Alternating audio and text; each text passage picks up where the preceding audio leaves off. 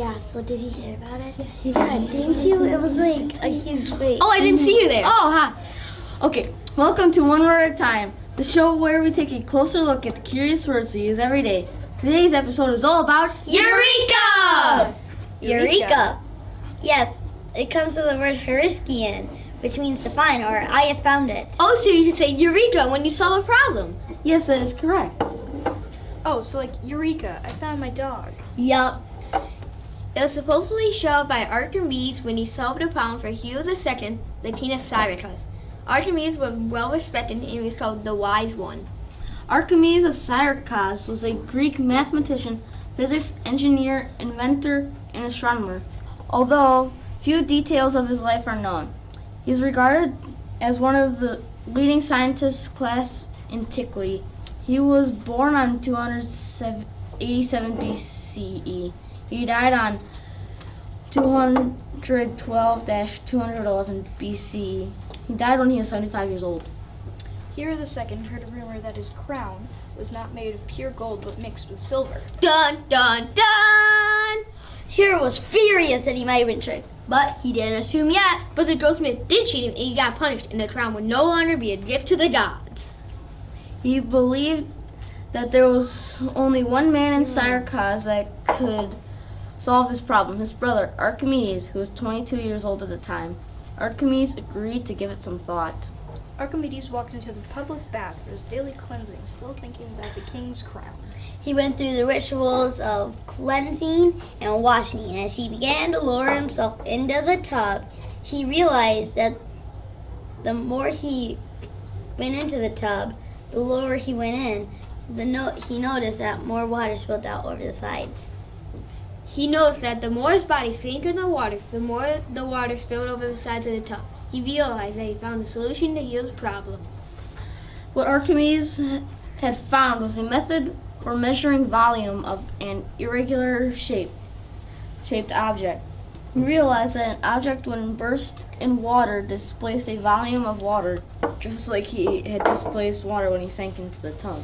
By measuring the volume of the displaced water, the volume of the object could be determined regardless of the object's shape. The crown would displace more water if it was made with pure gold than if it were made with gold and silver. In physics, when we speak of the density of an object, we are comparing its mass with its volume, or, in simpler words, considering how heavy it is in relation to its size.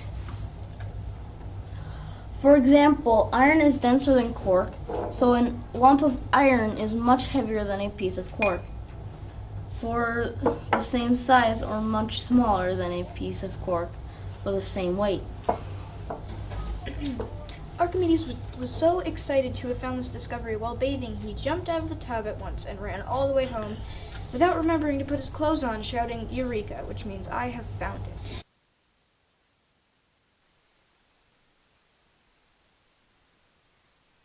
Eureka has become an interjection used to celebrate a discovery or an invention.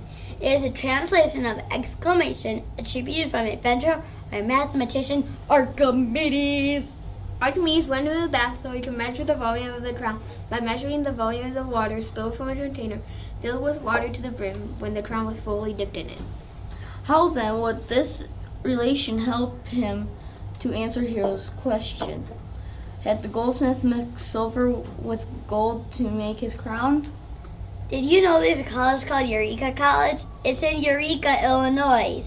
The college has been there for over 160 years. Wow! Did you also know there's something called Eureka, man? It's really hard, but it can also be kind of easy. It can be your first, second, third, fourth, fifth, any grade level.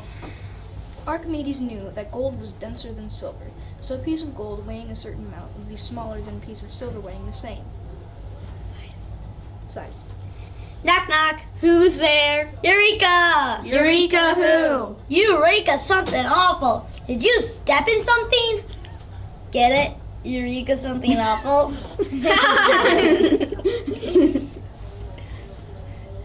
Thus, if the goldsmith had stolen some of the gold that the king had given him and replaced it with an equal weight of silver in the crown, then the total volume of the gold and silver crown would be greater than the volume of the original amount of gold.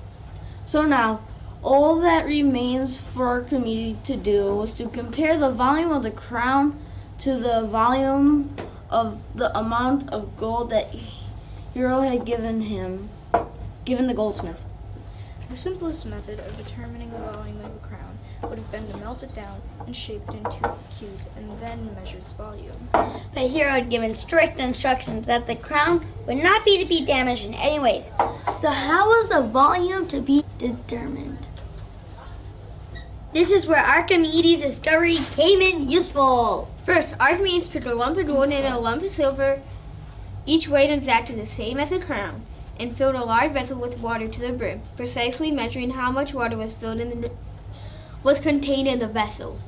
Archimedes took the lump of silver out of the water and carefully measured the amount of water left in the vessel, thus arriving at the amount of water that had been displaced by the silver. Thank you for joining us today. We are here at the Cambridge Elementary, inviting you to listen and learn the fascinating abundance of each and every word. One word at a time. That's a wrap. Bye! Eureka! Eureka! Eureka! Eureka! Eureka!